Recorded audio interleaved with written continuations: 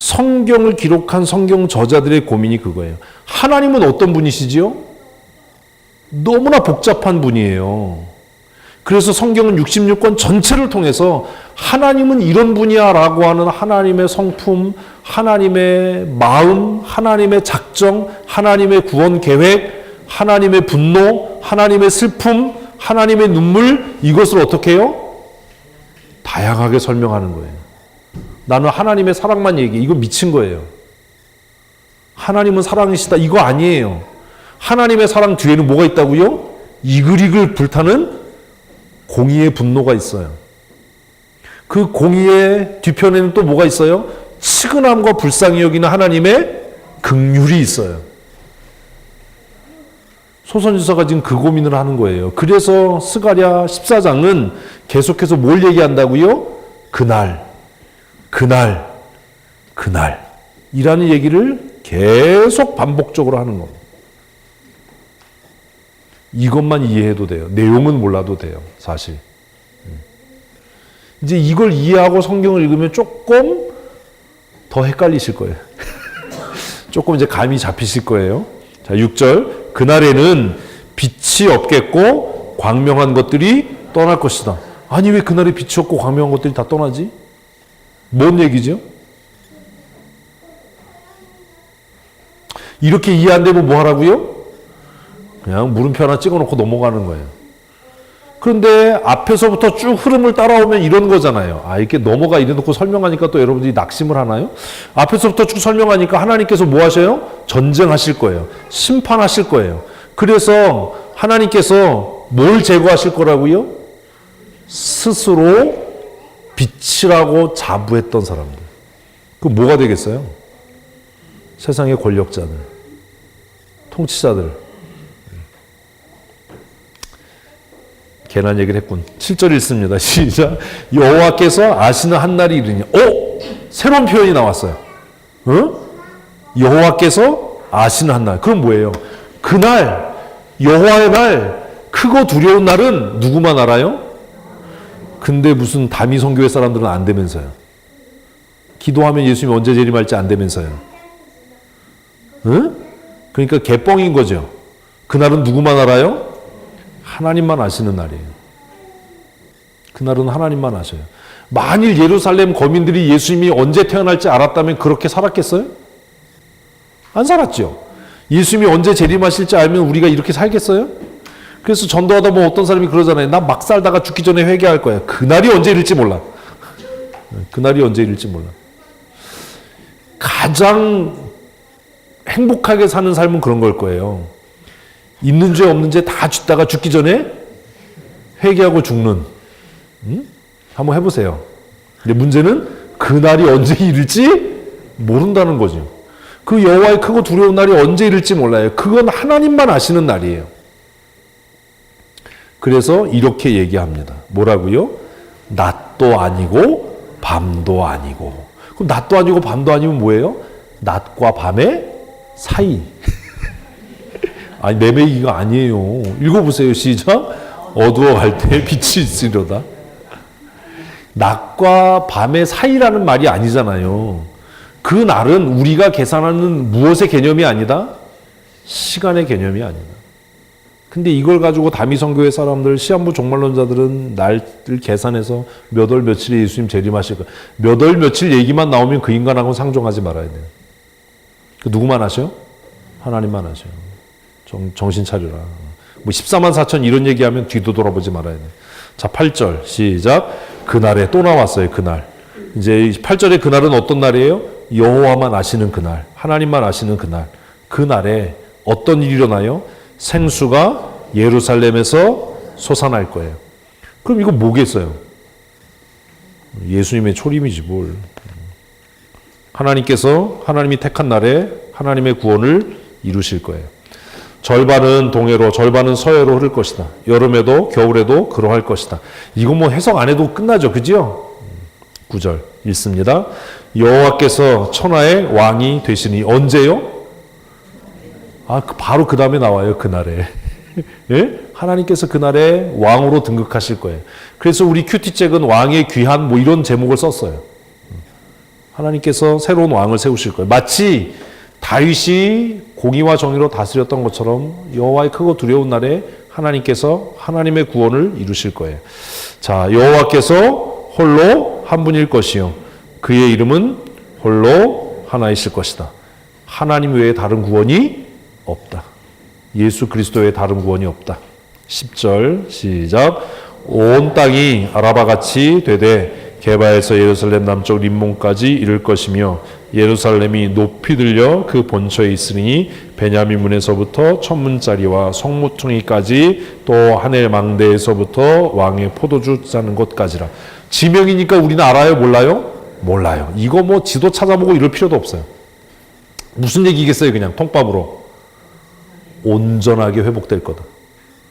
이걸 뭘 어디서부터 어디까지 뭐 이럴 필요가 없다고.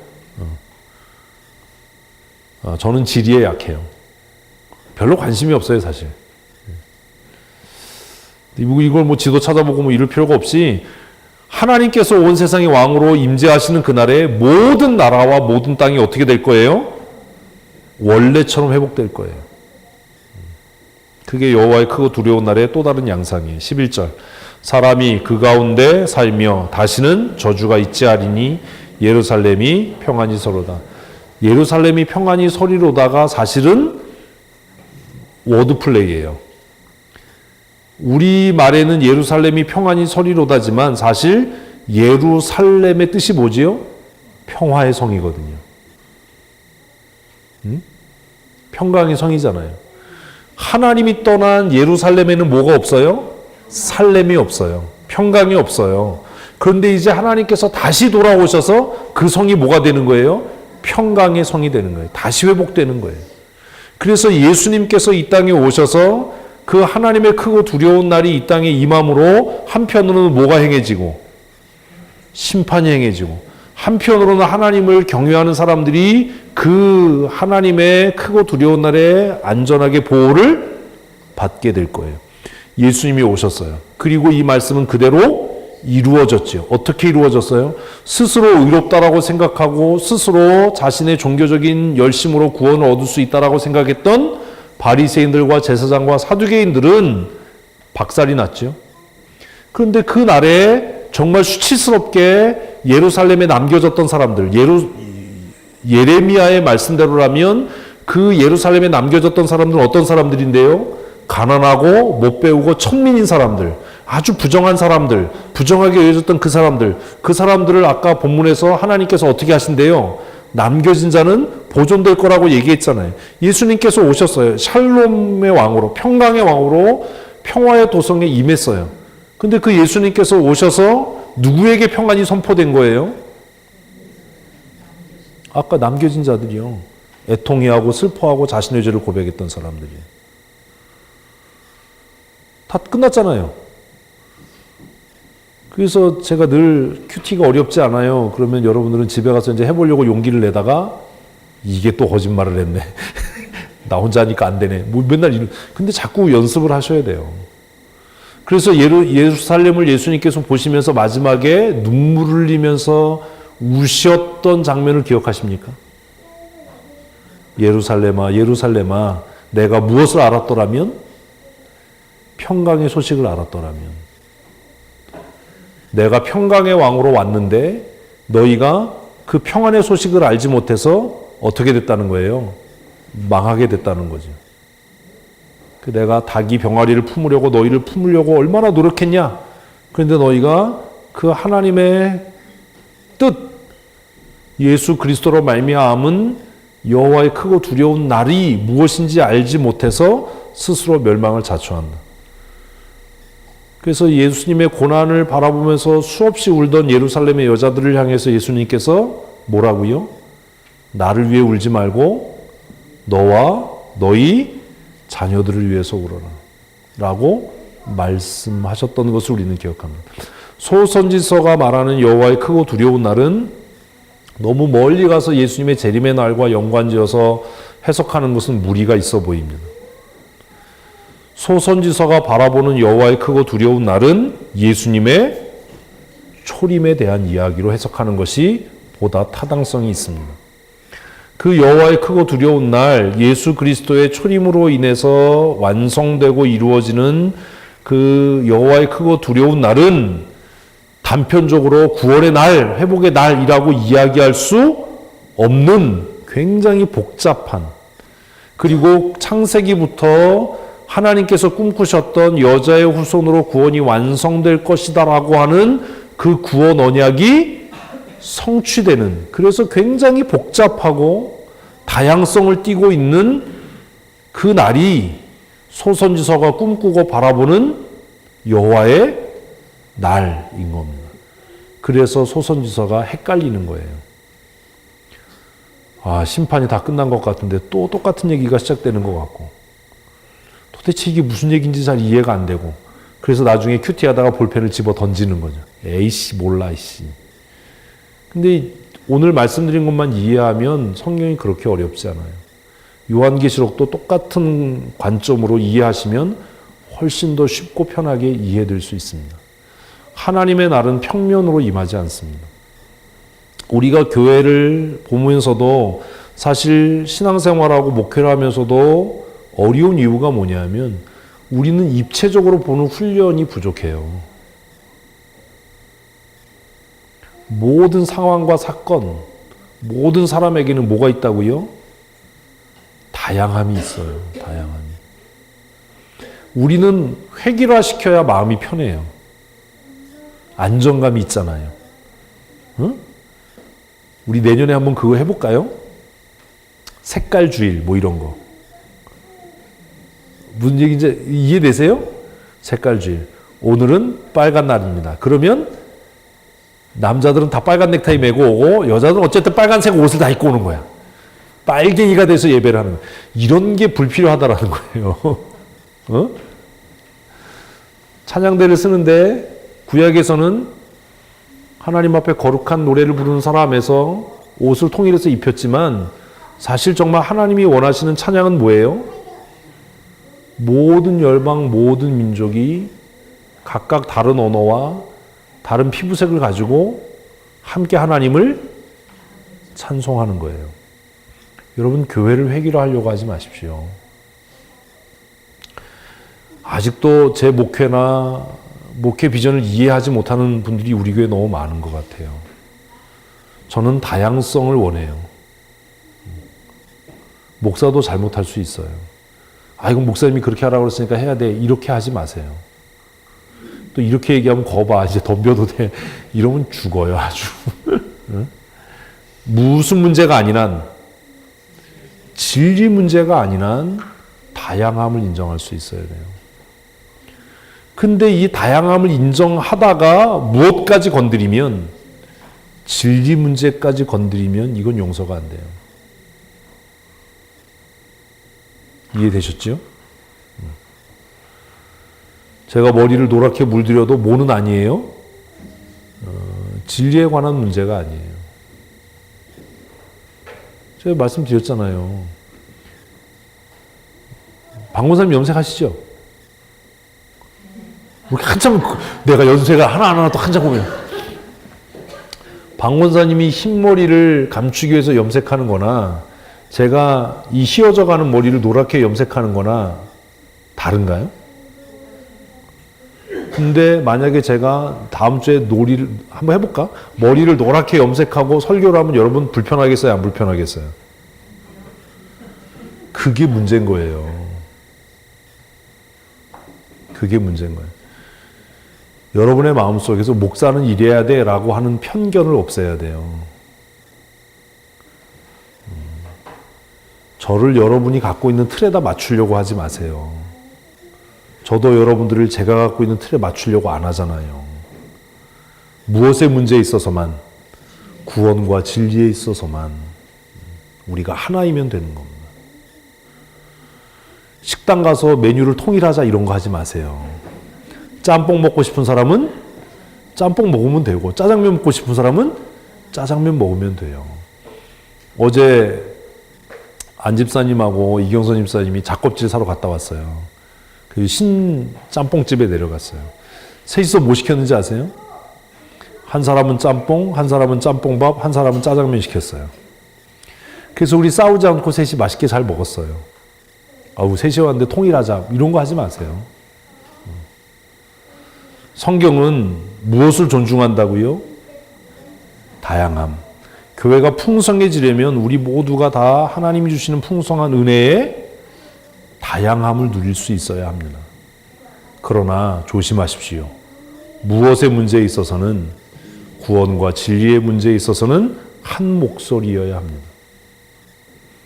제가 어느 날 머리를 무지개색으로 염색하고 예배를 인도하더라도 충격을 받지 마십시오. 분명히 말씀드렸어요. 목사님이 머리를 무지개색으로 염색해서 우리 교회에 문제 있다. 나 교회를 안 나오겠다. 이런 바보 같은 소리를 하는 사람이 우리 중에 없었으면 좋겠습니다. 소선지서가 이제 끝이 납니다. 본문이 이사야로 가죠? 예? 왜 이사야로 갈 수밖에 없을까요? 성탄절이잖아요. 성탄절. 성탄절에 지면서 성탄절 특집 방송을 하려고 이사야로 가는 거예요.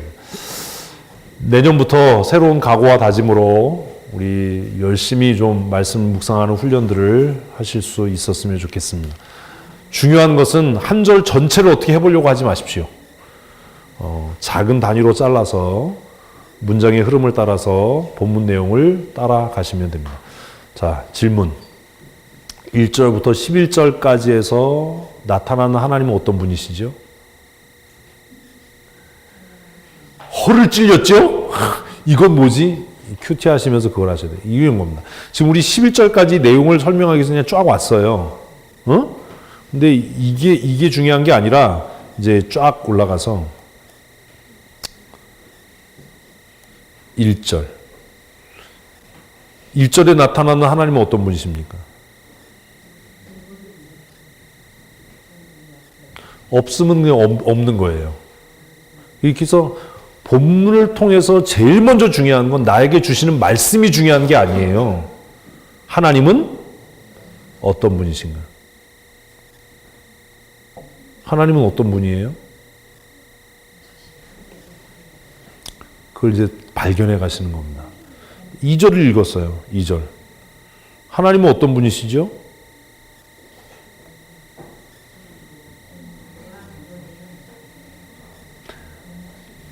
이 절을 읽으면 내가 이방 나라들을 모아 예루살렘과 싸우게 하리니 하나님은 어떤 분이에요? 범죄하면 자기 백성이라도 치시는 하나님이에요. 그죠? 그들이 함락되고 수치를 당할 거예요. 성읍이 절반이나 사로잡혀 갈 거예요. 하나님 어떤 분이에요? 겁나 무서운 분이에요. 어렵게 쓰지 마세요. 종교적인 용어 안 써야 돼요. 마지막 줄 읽었어요. 어떤 분이에요, 하나님은? 진노 중에도 은혜를 베푸시는 분이에요. 본문을 통해서 우리가 고민해야 될 것은 성경을 지식으로 알아가 아니라 본문을 통해서 나타나고 있는 하나님은 도대체 어떤 분이냐. 하나님은 자기 백성이라도 범죄하면 아끼지 않는 분이다. 3절을 보면 또 하나님은 어떤 분이에요? 그러나 결국 자기 백성을 위해서 싸우시는 분이에요. 얼마나 좋아요. 4절 하나님은 어떤 분이에요? 강한 용사 같은 하나님이에요. 하나님 앞에 모든 산들은 다 낮아질 거예요. 5절에 하나님은 어떤 분이에요? 그 자신에게 피하는 모든 백성을 어떻게 하실 분이에요? 지키시고 보호하시고 그들 가운데 거하시는 하나님이. 없을 수도 있어요. 못 찾을 수도 있어요. 본문을 읽으면서 중요한 건 내게 주시는 말씀이 아니에요. 자꾸 착각하지 말라고요. 하나님은 어떤 분이시냐. 왜 성경을 하나님이 우리 손에 들려주셨죠? 나는 이런 하나님이야 라는 걸 알려주시기 위해서요. 나는 이런 하나님이야. 그걸 찾으셔야 돼요. 본문을 다 보셨으면.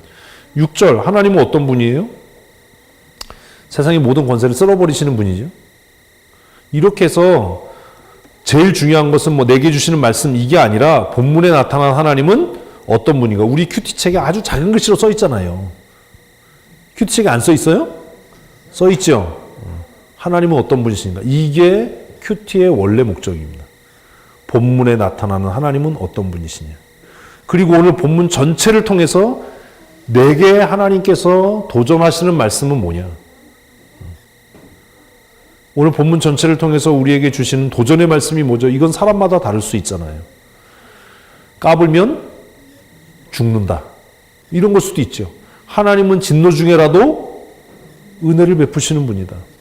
하나님께 피하는 자는 하나님께서 지키시고 보호하신다. 고난의 때에 누구에게? 하나님께 피하자. 이런 적용들은 각각 다양할 수 있습니다.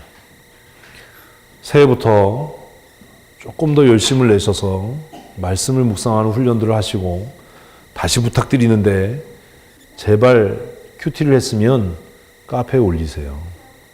그리고 만나서 그냥 수다만 떨지 말고 만나면 내가 오늘 큐티를 했는데 나는 오늘 본문을 통해서 이런 하나님을 발견했어. 혹은 내가 오늘 큐티했는데 이 부분이 잘 이해가 안 돼. 누군가 우리 교회 성도들과 만나서 무엇을 할 수 있는 말씀을 함께 나눌 수 있는 동역자가 있어야 돼요. 같이 설거지하고 같이 배추 다듬는 게 동역자가 아니에요.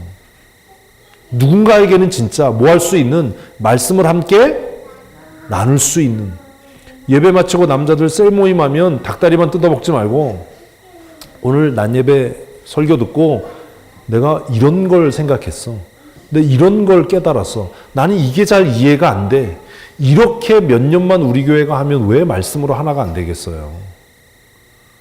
밥 먹는 게 일이 아니잖아요. 맨날 모여가지고 뭐 집사님 그 옷 이뻐 어디서 샀어? 뭐 애는 어떻게 키워? 작은 옷 있으면 나 좀 줘. 우리 애 입히게. 이런 쓸데없는 소리 하지 말고. 좀 만나면 내가 오늘 아침에 큐티 했는데 묵상했는데 혹은 내가 지난주에 목사님 설교 들었는데 난 이게 잘 이해가 안 된다.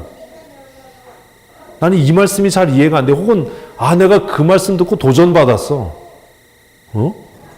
이런 것들을 누군가는 솔직하게 나눌 수 있는. 근데 이게 친하지 않으면 얘기하면 또 상대편이 저게 경건 떨고 있네. 언제부터 그랬다고 이럴까봐 우리가 또 그런 얘기를 못 하잖아요. 근데 이 교회 분위기가 그렇게 변해져야 되는 거예요. 여러분 왜 큐티하고 카페에 못 올리세요? 그거 올리면 누가 또 나에 대해서 또 뭐 이렇군저렇군 이런 생각을 버려야 돼. 어쩌면 아예 큐티를 안 하는지도 모르지. 응? 그 큐티하고 나서 그냥 한 줄 오늘 나는 본문에서 이런 하나님을 발견했다. 큐티가 그렇게 막 전문적이고 어려운 게 아니잖아요. 그냥 만나가지고 맨날 청년들 맨날 옷이 오늘도 뭐 먹방 하러 가요. 그냥 아주 그냥 돼지 새끼들 같으면 잡아먹긴 하지 그냥 아주. 모여서 먹고 떠드는 게 중요한 게 아니라 닭을 먹더라도 뭘 나누자. 말씀을 함께 나누고 닭다리와 함께 말씀을 나누고 피자와 함께 말씀을 나누고 나는 오늘 진짜 이게 이해가 안 돼. 큐티하면서 이해 안 되는 거 있잖아요. 설교 들으면서 이해 안 되는 거 있잖아요. 그걸 그냥 묻어두지 말고 우리 진장님들 잘 들으셔야 돼요. 셀 모임하면서 집 모임하면서 지난주에 말씀 들은 것 중에 이해 안 되는 거 있으세요? 혹은 지난 한 주간 동안 큐티 하시면서 도전받은 거 있으세요? 말씀을 통해서 새롭게 알게 된 하나님 있으세요? 이 삶을 말씀으로 나눠야지 무슨 맨날 먹을 것만 나눠가지고 살만 디룩디룩 찌고 그냥 이러지 말고 새해에는 좀 우리 진장님들 정신을 차리고 교회 분위기가 그렇게 바뀌어가야 돼요. 말씀을 함께 공유하고 말씀에서 비전을 찾고 교회가 말씀의 인도함을 따라 살아갈 수 있도록. 목사는 막 죽어라고 성경 가르치는데 우리는 그게 공유가 안 되고 이러면 아무 의미가 없잖아요. 목사만 죽어라고 큐티해서 카페에 올리면 뭐예요? 카페 안 올려도 저는 혼자 큐티 잘하는데. 네? 여러분들과 함께 나눠야죠. 큐티 하시다가 이해 안 되면 저한테 이메일 보내세요. 이메일 쓰는 거 어려우면 카톡이라도 보내세요. 목사님 이게 잘 이해가 안 돼요. 그럼 제가 답을 하겠죠. 나도 이해가 안 돼요. 이해되셨습니까? 무슨 말인지 아시겠어요? 새해에는 좀 우리 교회가 그런 정서적인 변화가 좀 있었으면 좋겠어요. 내 감정대로가 아니라 성경은 뭐라고 말씀하는가? 왜 우리는 그렇게 해야 하는가? 왜 그렇게 해야만 하는가? 그것을 내 감정에서 찾는 게 아니라 어디에서? 말씀에서 찾는. 아니 목사가 뭐 은색으로 염색을 하든 금색으로 염색을 하든 그게 우리의 구원과 무슨 관계가 있냐. 목사님이 하시는 일 우리를 말씀으로 가르쳐서 하나님 나라 가게 하는 거지. 아니 목사님이 청천연색으로 염색을 했다고 그래서 그게 무슨 문제가 있냐. 다음 주에 한번 그렇게 해볼까 보다. 이렇게 색깔별로 이렇게 7가지로 줄을 해가지고 이해되셨어요? 새해에는 이제 우리 2주 남았는데 우리 교회 안에 정말 말씀의 은혜가 풍성했으면 좋겠습니다. 그냥 뭐 제자 양육하고 큐티하고 소문만 나는 교회가 아니라 잠깐 모이더라도 말씀을 함께 나누고 또 도전받은 말씀을 통해서 우리 서로가 변해가는 그런 교회 되기를 원합니다. 우리가 기대하고 기다리지 않아도 여호와의 크고 두려운 날이 임합니다. 언제요? 했잖아요. 하나님만 아시는 때. 하나님만 아시는 때. 그래서 항상 깨어있어 기도해야 하는 겁니다.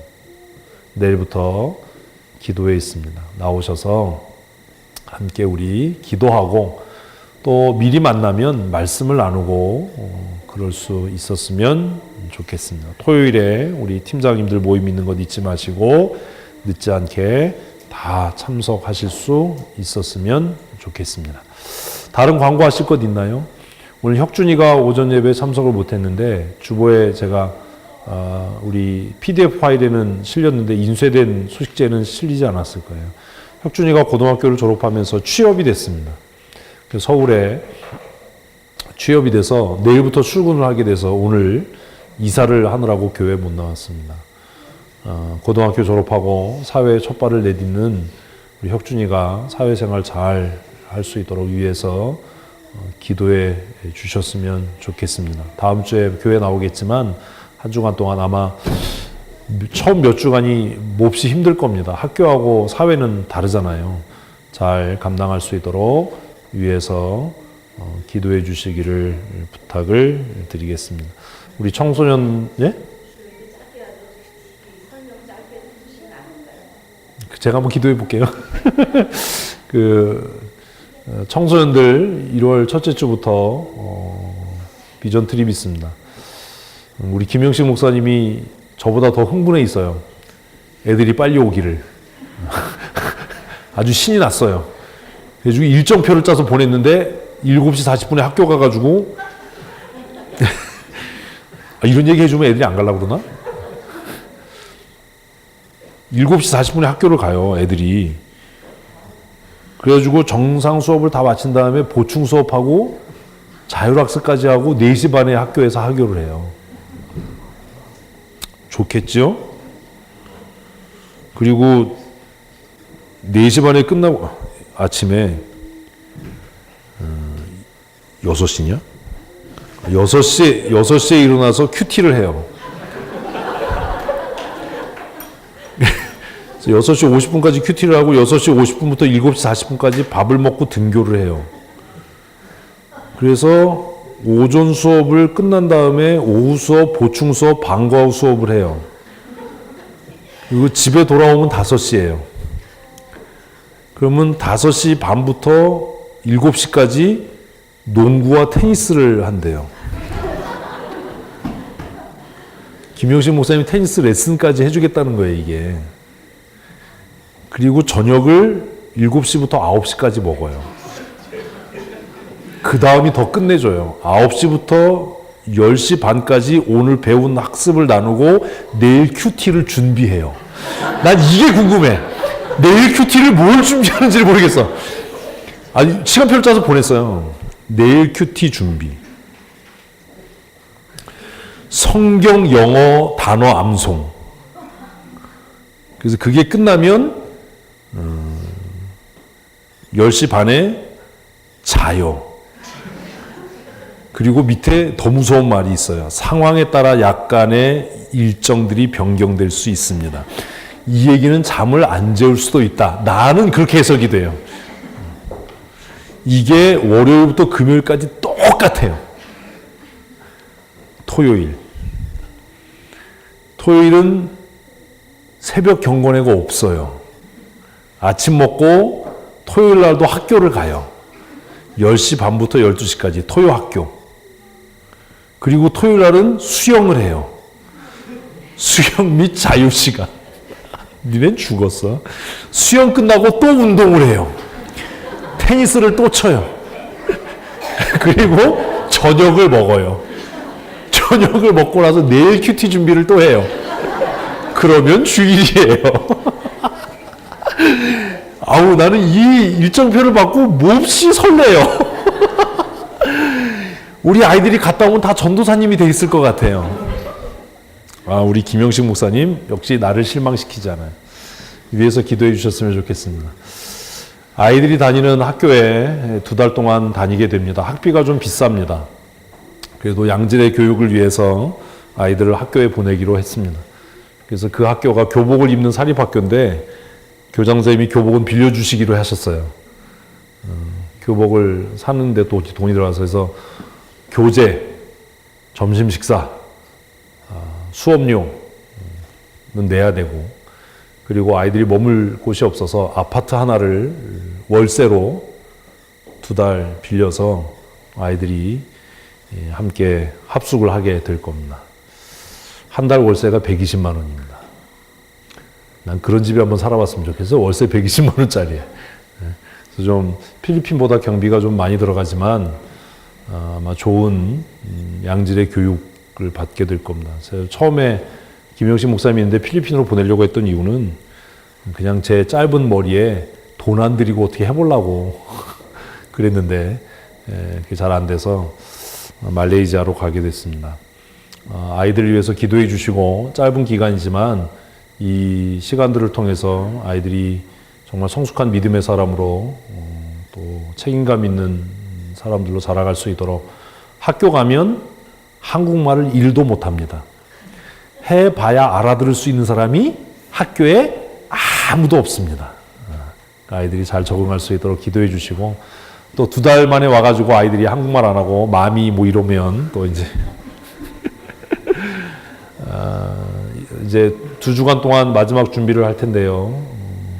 잘 준비될 수 있도록 기도해 주시고 김영식 목사님이 흥분을 좀 가라앉히고 차분하게 아이들을 잘 지도할 수 있도록 저한테 전화해서 자기가 아이들과 함께 그 아파트에서 2달 동안 살겠노라고 그 제가 막 야단을 쳤어요.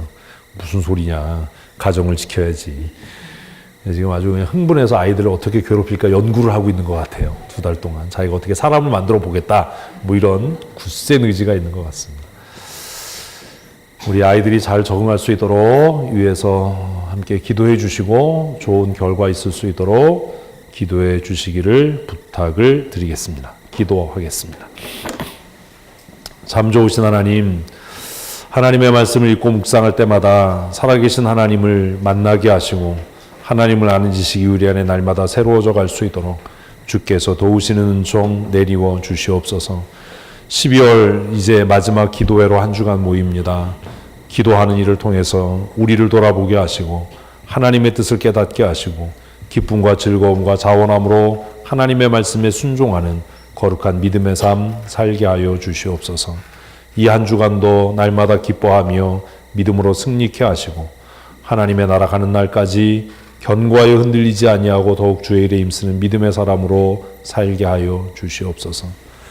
우리 구주 예수 그리스도의 크신 은혜와 아버지 하나님의 크고 놀라우신 사랑하심과 성령님의 교통하시며 충만케 하시는 은혜와 교통하시는 역사하심이 오늘 주 앞에 나와 예배하고 또 일상의 삶으로 돌아가는 사랑하는 성도들 머리머리 위에와 그들의 가정과 사랑하는 자녀들과 출입하며 경영하는 일터와 사업장 위에 영원토록 함께 있을지어다. 아멘.